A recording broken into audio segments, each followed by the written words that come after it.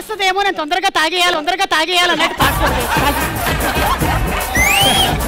చూసారు కదా, ఇదే నష్టం. ఇలాంటి చాలా ఉన్నాయి ఇంకా.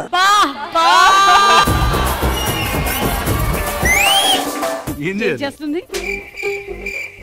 ఏం చేయాలో తెలియట్లేదా? అంటే అది ఏంటి వాళ్ళకి పెళ్ళైపోయింది.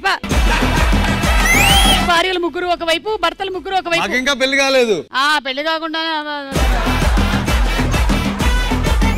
సుమా అడ్డ ఈ రోజు సాయంత్రం 6:30కి మీ టీవీలో.